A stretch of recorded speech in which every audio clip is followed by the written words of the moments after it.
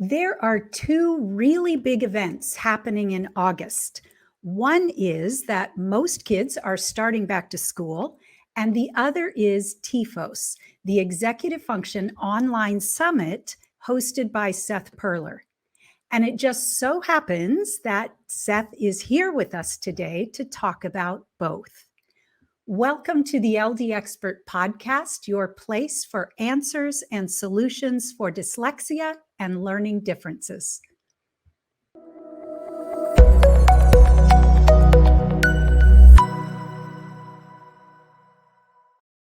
I'm your host, Jill Stowell, founder and executive director of Stowell Learning Centers and author of Take the Stone Out of the Shoe, a must-have guide to understanding, supporting, and correcting dyslexia, learning, and attention challenges. My guest today is Seth Perler, ADHD, 2E, and executive function coach.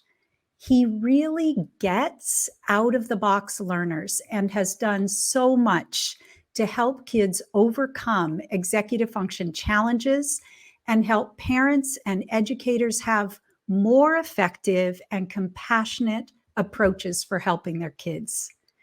Welcome, Seth. How's it going? So good to see you. It is great to see you. It's great to have you back.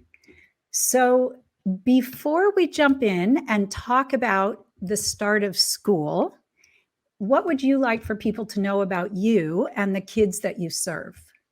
Yeah. Well, my name is Seth Perler. I have a website called sethperler.com, or you can find me on YouTube or podcasts or at executivefunctionsummit.com. But I am passionate about executive function. And the reason I'm so passionate about it is because I was that kid that was struggling with executive function.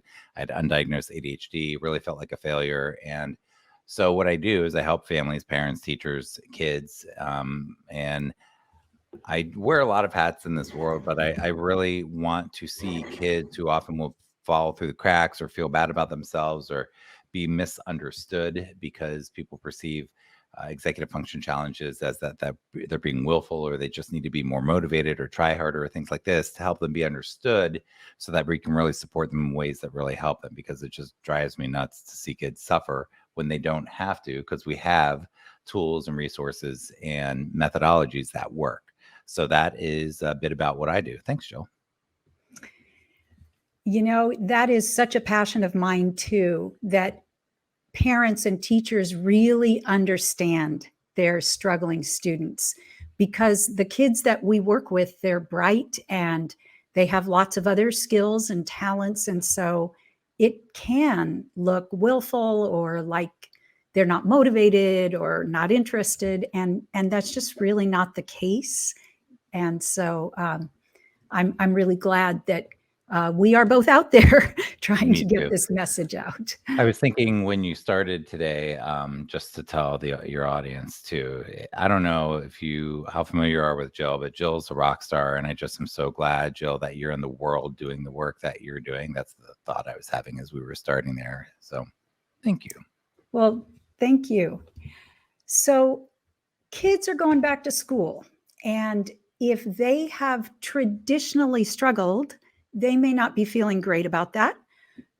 Do you have some tips? I know you have tons of tips actually, but do you have some tips for parents about how to get their kids in the right mindset and off to a good start in school? Yeah. So the mindset, the first thing that I'm thinking about is not going to sound like mindset directly, but it is, because it affects the mindset. So I want my students to be starting school strong. My students who have executive function challenges are often behind from the beginning.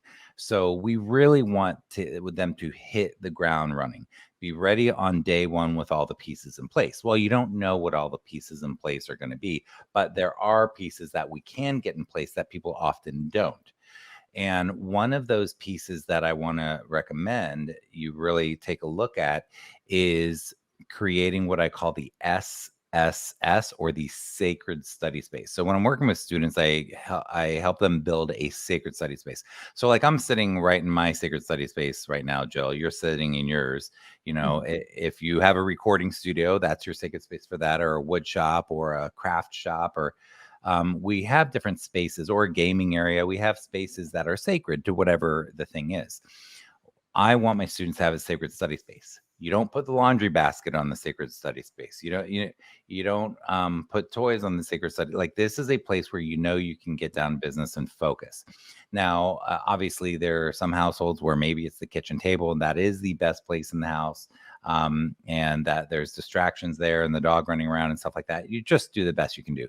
The point is that before day one of school, before school even starts, hopefully you can take time with your child and design the sacred study space, overhaul it, have fun, turn on music, think it through, really create an awesome space with your child. It doesn't matter if they're in high school, college, or elementary school, any age child, we want to do this. Now, what that does with mindset is when they're creating the space with mindset, it helps us to really have a more clear vision of what we're going to be doing throughout the school year, and where we're going to be, that we have a place to honor our education and being able to focus and develop who we are. So I want you to have fun, though. Make it a cool event. Like, make a shopping list. Go out to the office stores together, or order the stuff online together, or whatever. But make it a fun, really meaningful, like big half day event where you're real. And then afterwards, once you've created this awesome space, whether it's colorful, whether it's muted colors, whether there's a board around so that there's no distractions, whether there's earplugs in the sacred study space, or a device that can play classical music, whatever you design, that it really feels like a good place. And after you're all done doing that, celebrate. Do something really fun. And again, if you have a college kid, do something fun with your college kid that evening or the next day to celebrate it. But making the celebration tied to it, I think, is really important. And to really emphasize and help them understand, you just invested in yourself. You just spent time creating something to honor your education and your growth as a person. And so that's my first one. Any questions? I know it's kind of not the most detailed, but is that any Oh, questions about that one? I I love that. People know, well, we have to have a place to study, but when you make it really special and you do it together, so now the kids are really excited about it too. And, the brain loves to anticipate.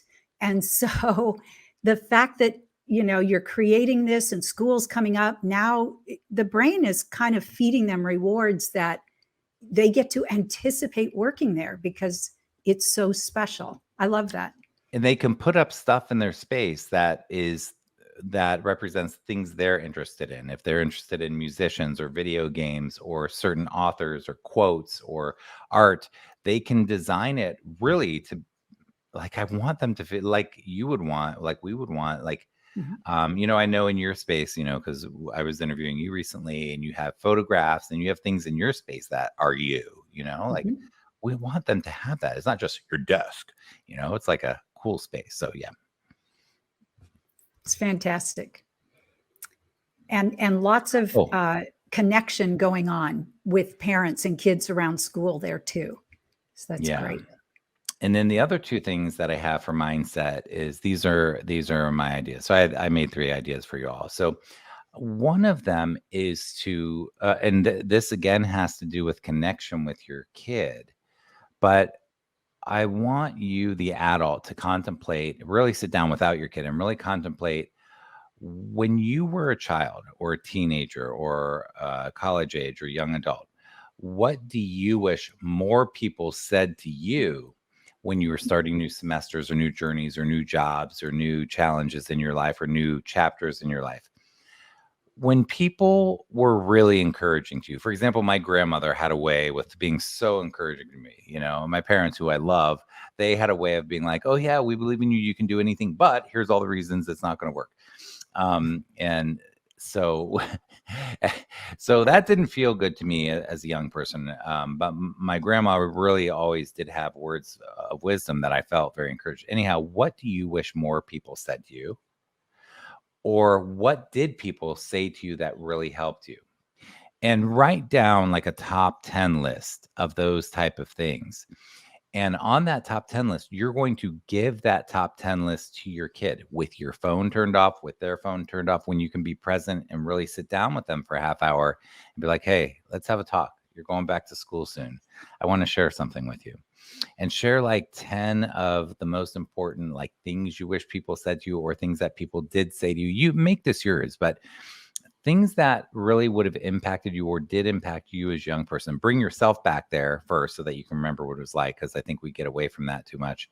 And then really think about it, and without distraction, sit down with them and tell them. Like, one of the things that I would have on my list is my dad. One thing my dad did say that was awesome is he would say, you are not your grades, because I always struggled with the grades. And he would say, you're not your grades. To this day, I remember that. You're not your grades. So that would be one of my 10 things that I would want to share with them, that people shared with me or that encouraged me or what have you. So that's number 2. And should I move on to number 3, or do you have any questions about that one? No, I love that. And that's I all feel like mindsets. that, yeah, it is. And in a conversation like that, your child is going to learn things about you that they didn't know, and they're going to connect, and I think it's really going to change how they look at themselves too. And you're not That's great. lecturing them and telling them you should do this. You're telling them, Right. yeah, Yeah. this is I me. love it. Okay, here's the last one. And I'm going to say this, and it's going to sound kind of ambitious at first, but you can alter it. But the next thing, again, is this is a connection thing, and we're talking about mindset. But what I'm really interested in when I'm working with kids is I'm interested in them, whether I'm a teacher, whether I'm in a coach position, a mentor position, whatever the situation is, I'm interested in them feeling awesome about who they are. I'm interested in them really engaging the learning process or the growing process or building executive function skills. And I want them to feel good about who they are. That is probably the biggest objective when I'm working with somebody, more than any of the skill building or any of that. The mental health, helping them understand how awesome they are. So this one is to make a list of 100 reasons you're awesome for your kid. Now, you might not be able to come up with 100. Maybe you do 50, or maybe you do 10. Maybe you do 10 that are extensive. Maybe you do 100 that are bullets. But sit down, and then maybe you do 48. I don't care. But sit down without your kid and really just go into your heart and ask yourself, what are all the things you love about your kid? What are all the things that amaze you about your kid? What are all the things that are so cool about your kid? What are all the things you adore about your kid? And just write that list and write it out, and just keep adding to it and adding to it. But take time to really do this. Then, similar to what I was talking about before, take a time. I think it should be a different time, if possible, to go into that exercise and sit down with them and say, hey, I want to spend some time with you today. And we're going to sit down for a half hour or an hour, or eat a meal or whatever. And one of the things that's hard, and I do this sort of an exercise with families a lot, and a lot of times we'll do it live online. We'll turn off the cameras. I'll set it up. We'll turn off the cameras. Everybody will do it with their child. We'll turn the cameras back on. People will come back in and reflect. And this is such a powerful exercise. And one of the things that we see during this exercise is that a lot, and this is true for adults, and this may be true for you, Jill. It was true for me. I'm a lot better at it now, but it's hard for adults and it's hard for kids. It's hard for a lot of us to receive compliments, to receive that depth of love. Like, imagine somebody coming to you with 10 or 15 or 100 things that they think are just awesome about you. So it can be hard to receive. Like, we want to, so the way I want to set it up, and the way I set this up with families, is to tell the students, I want you to just listen to your parent. Don't interrupt them. Don't say, no, that's not me, or you don't have to nod or anything, but try to receive it. Try to just receive it and not interrupt them, and try to just listen, even if it's uncomfortable.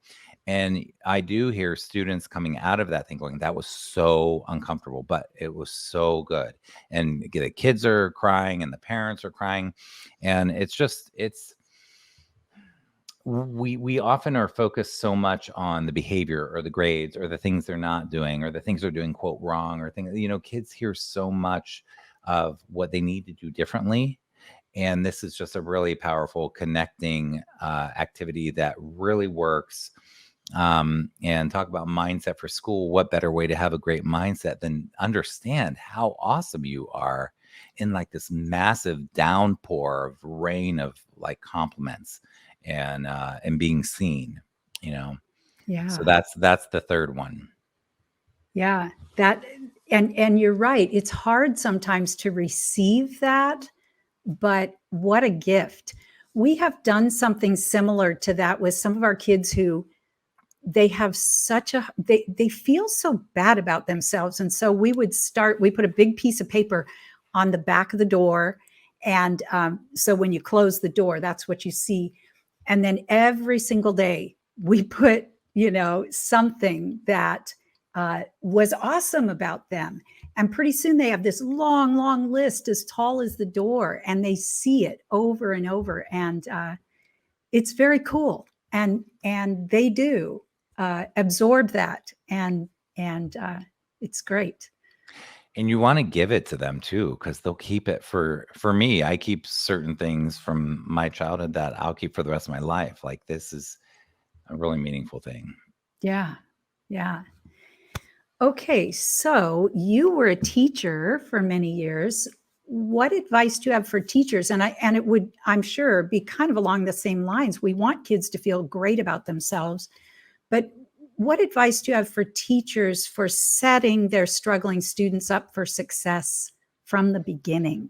Yeah, I went in a different direction with this, but you can adapt anything. For example, the compliment thing, one way that I've done that is the kids would all graffiti their name on we would take time to really graffiti their name. They would make their own huge piece of construction paper and make their name just awesome. And then we would pass it around the room Mhm. and it would go through all 25 or 30 kids and they would each write something that they liked about the person, and then they would get them back and they would read them. And so there's so many variations on that, but that's further in a school year anyway, once they know each other. But in terms of setting up the school year, so I have 3 ideas for you.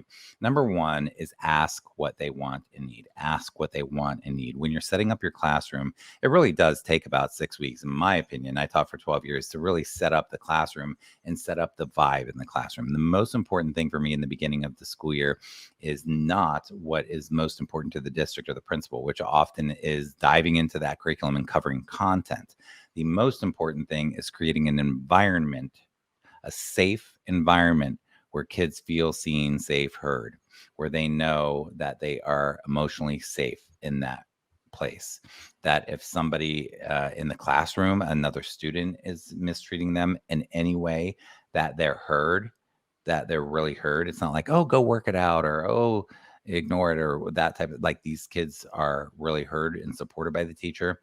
But ask your class, what do you want, need? Have class meetings.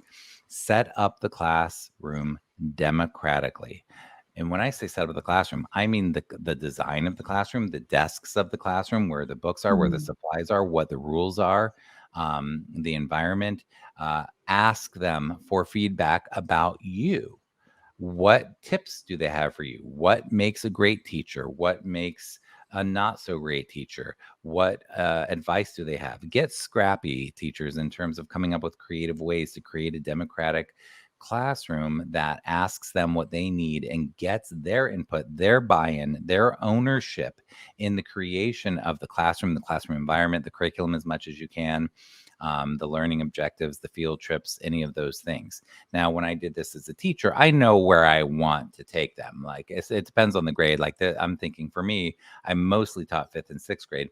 Like I know where I want to direct it. So I'm leading it that way, but they're taking the ownership and the buy-in, they're doing it. And one real quick idea for this is, so you can do visual surveys where like they can use sticky notes or scraps of paper or write on a whiteboard or write on a piece of a poster board. But let's say that you have a bunch of poster boards in this case. Let's say you took a handful of poster boards, put them up around the room, and you have, let's say, 25 kids, and maybe you put up 5 poster boards, and at each poster board, about 5 kids can be at a time, and they're moving around, and you can have a bell go off after 2 or 3 minutes. The beeper can go off. But maybe the first one says, what advice do you have for me as a teacher to be the best teacher I can be? What advice do you have about making the classroom a place where you can really learn? What's one thing a teacher did that you really didn't like over the years? What's, and like put up 5 poster boards with different questions, and then people can then see what everybody wrote after the 5 stations went through, and it's such good feedback for you. But I'm just, again, be scrappy. I'm just throwing out one idea, but just the point is, ask what they want, ask what they need, ask what's going to make it awesome for them. So that's number 1. Number 2, and interrupt me, Jill, at any time if you want me to go over that one, because I'm going to move on to number 2. Number 2 is make your classroom visual, visual, visual, visual. Everything has a place. Every place for everything is labeled. The labels are clear. More buy-in and ownership, have the kids create the labels. These are the colored pencils, the markers, the lined paper, the graph paper. This is the homework bin. Everything has a place. It's visual, it's colorful, it's clearly labeled. So in my classroom, when a student would say, where is such and such, I'd be like, you probably know where it is. Where do you think it'd be? And they'd be like, oh, it'd be in the whatchamacallit section, the supply section, or whatever. And so sometimes they'll ask still, but you're setting up executive function skills. You're teaching them how to create spaces. You're doing it with them rather than you doing all the setup before the school year starts. You want them to be a part of that process, at least somewhat.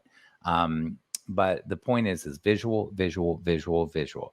And not only are the places and the homes for the materials in the classroom visual, but also the routines. So depending on the age, if it's high school, it's going to be different than elementary school, but where do they line up? Where do they turn in their homework? And anything that's a routine, have it posted in huge font with as short of 2 or 3 bullets as possible for what is the routine, so that everything is really easy. Everything's really, really laid out and really clear. Have you ever walked into a restaurant, Jill, where you're like, where are you supposed to go? Where are you supposed to sit? Where are you supposed to line up? I don't understand.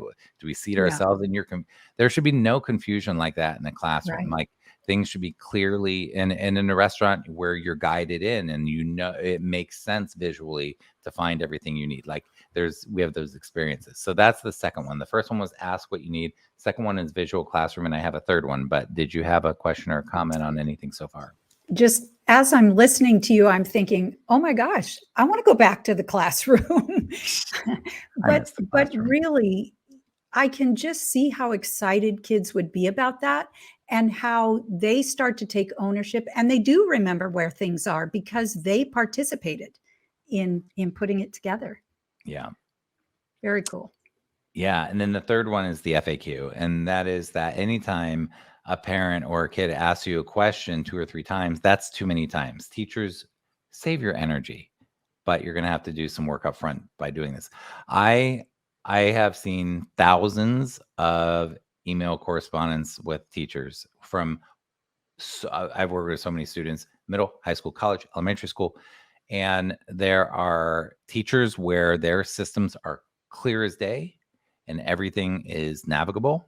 And there are teachers where it's confusing and it's so hard for the parents and the kids and me to figure out what the heck is going on.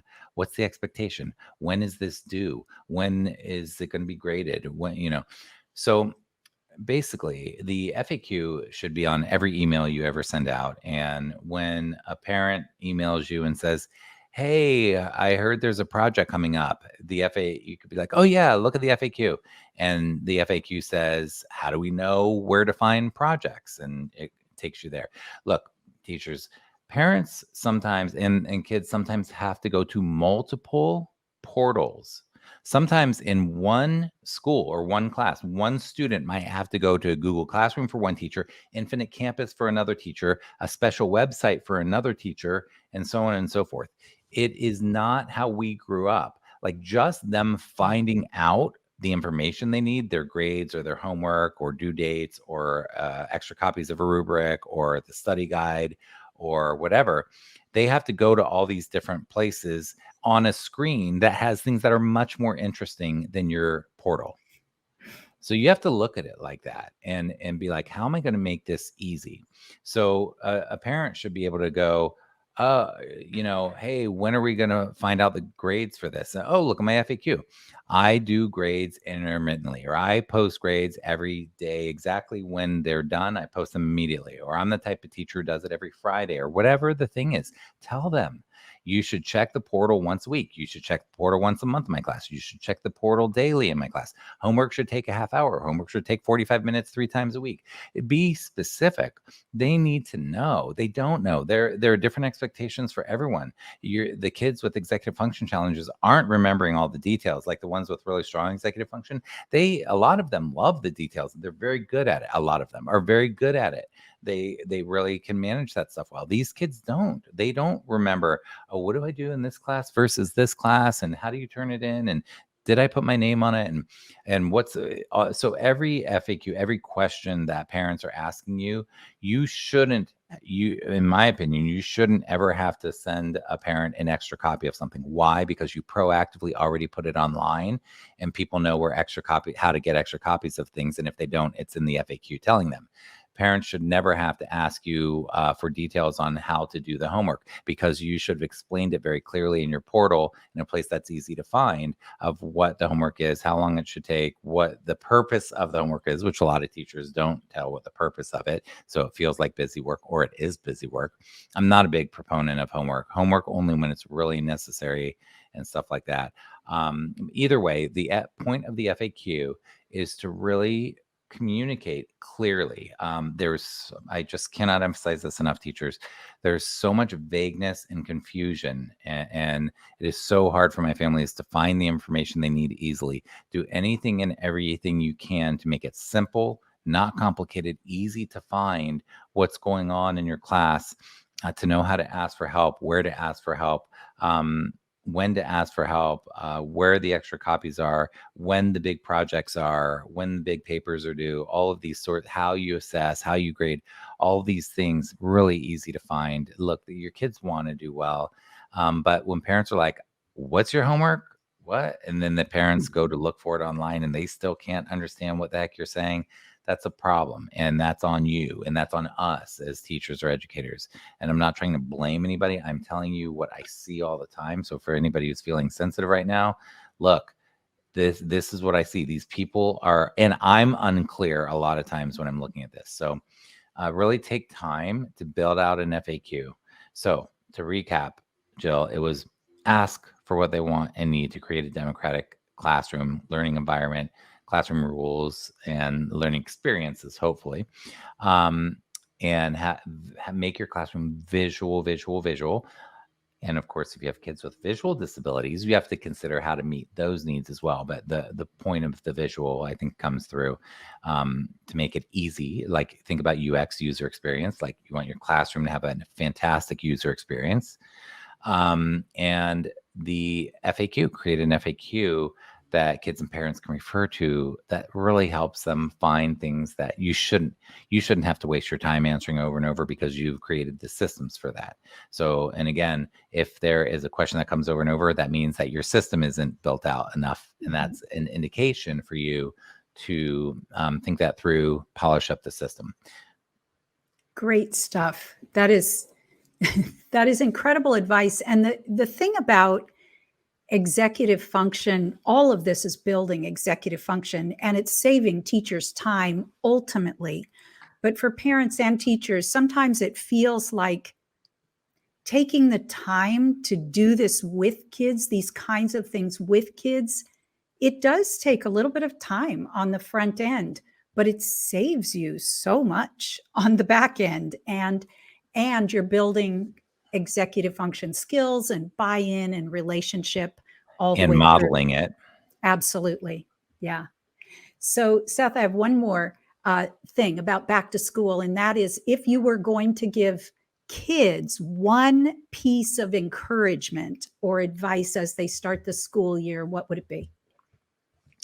Just kind of what I was saying before about the 100 reasons you're awesome, just how awesome you are, how your neurodivergent brain is awesome. Your neurodivergent personality is awesome. Your quirks, if your the things that are interesting and different and unique about you that you may feel sensitive about are actually awesome about you.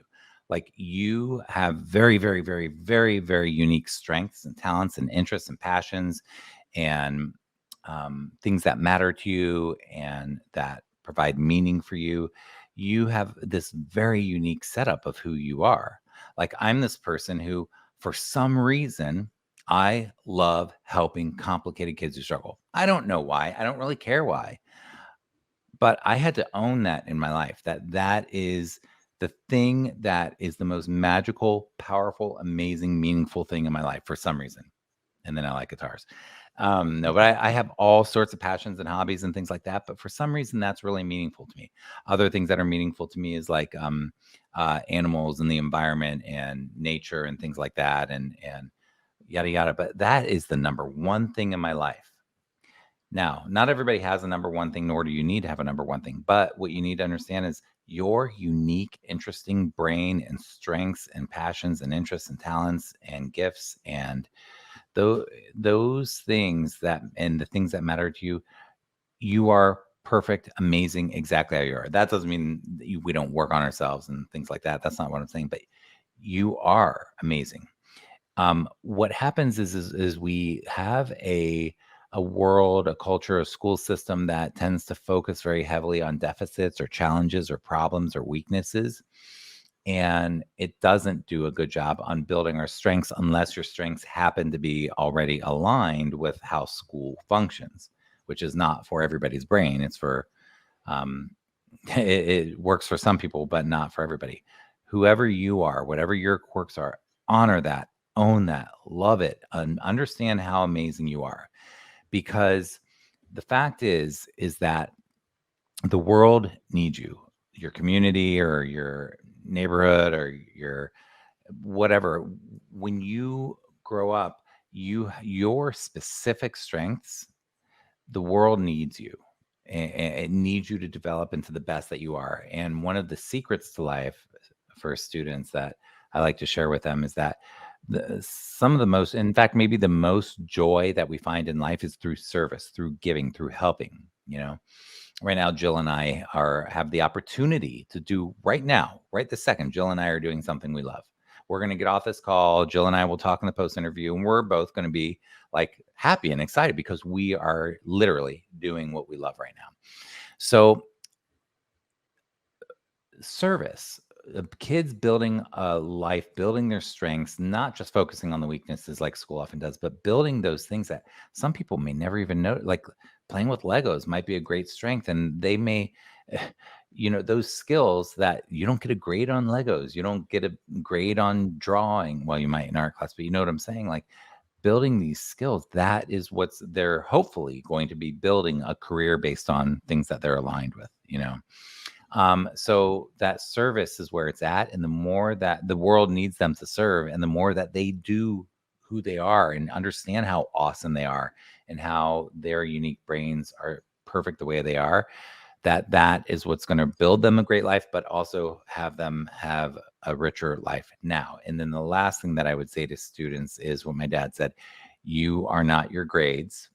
And that was the second to last thing. And baby steps. When it comes to kids with executive function challenges, it's overwhelming. Where do you start? They are so disorganized. They have such poor planning skills. They often have a poor self-concept. They're struggling with stuff, struggling to get stuff turned in, to do their homework, to focus, whatever. The way we grow, the way I grow, the way Jill grows, the way your parents grow, the way teachers grow, the way human beings grow is baby steps. If I want to get good at guitar, it does not happen overnight. It happens baby steps, persistent, continuing to practice a skill over and over. If I want to get good at skateboarding or this or that or anything, it is baby steps. That is what works. And that's hard because it seems like such a long journey. You will get this for students. You will get there. You persistently take baby steps, you will get there. I will tell you from my experience as somebody who failed out of college, almost failed out of a second college, but I dropped out before I was going to fail out, almost failed out of high school. Like I had more F's than you can imagine and really felt like a failure, felt very hopeless. I was able to turn it around with baby steps, very small steps, and create an amazing life for myself. And that's what I wish for all students. So that's my message to them, Jill. Fantastic. Well, wow, that was amazing, all of it. I want to switch gears briefly here and just talk about the other big happening in August. T.E.F.O.S, the Executive Function Online Summit, will be starting on August 11th. And I know lots of people already know about this and wouldn't miss it. But for those who are new to it, what do they need to know? So TEFOS summit, it's my 5th year running this summit. It was this crazy idea because I wanted to get the term executive function more into the vernacular because it's important and I'm passionate about it. So I started doing this. I invite all of these amazing experts from all over the place to share with parents. A lot of teachers and therapists and grandparents and others come, but it is designed specifically for parents, but we have things for teachers and other people. But it's a free event. So we do 3 days free, and then we do 2 bonus days, and then you can buy a package if you want. You can check that out with bonuses and stuff like that. But the free event itself is so powerful.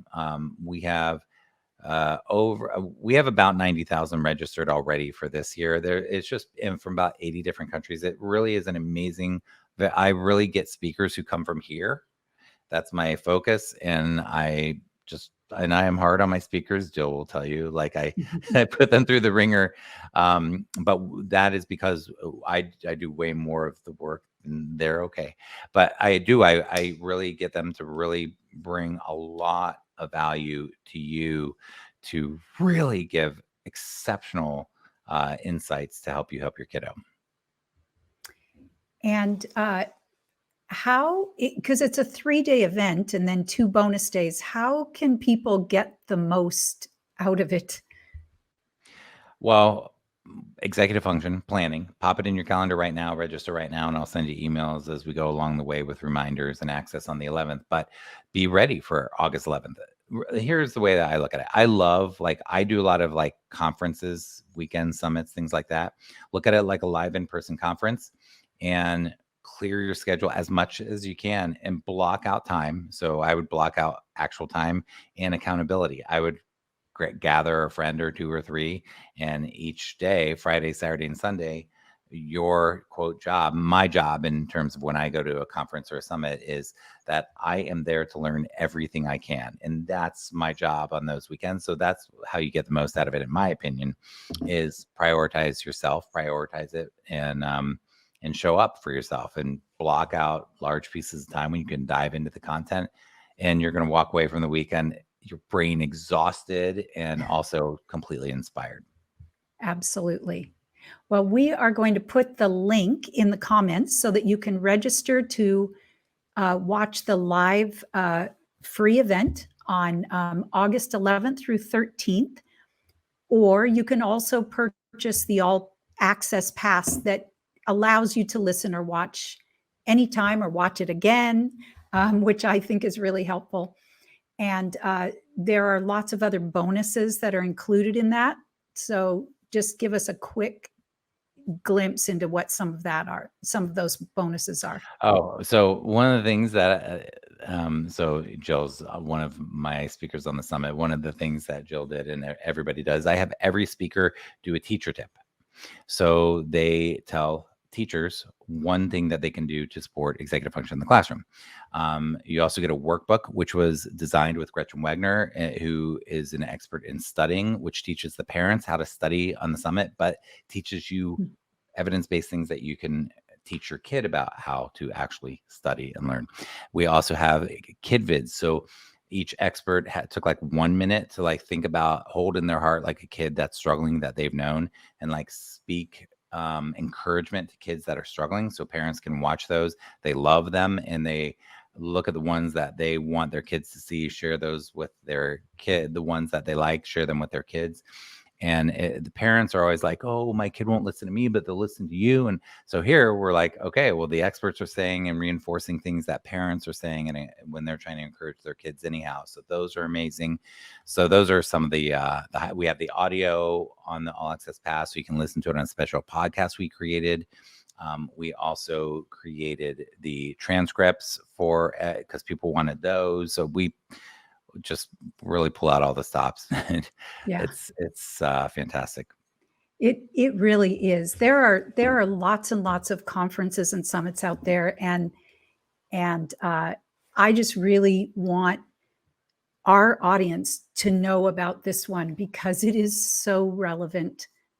It Thanks, is Jill. just so relevant to struggling kids and kids who aren't struggling in school. So I know, Seth, you put work into this all year long to make sure this comes off. And it's really, truly an incredible gift for parents and educators. So thank you for that. Thanks for being on it. I'm proud of it. Yeah. Everybody puts so much heart into it, and that's absolutely that matters. And it is always fun having you on the podcast. So good to see you, Jill. Thank you.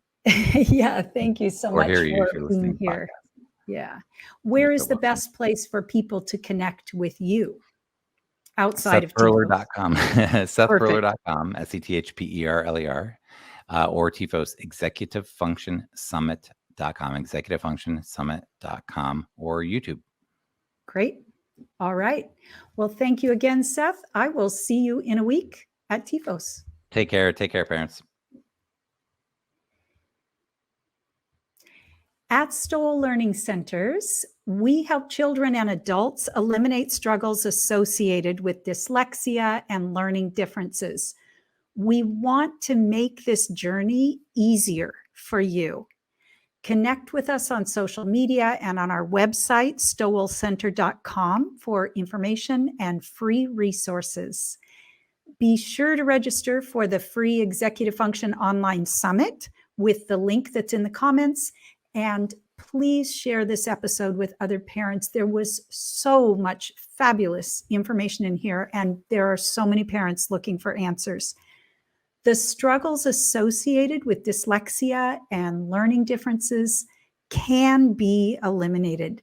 Let's change the narrative together.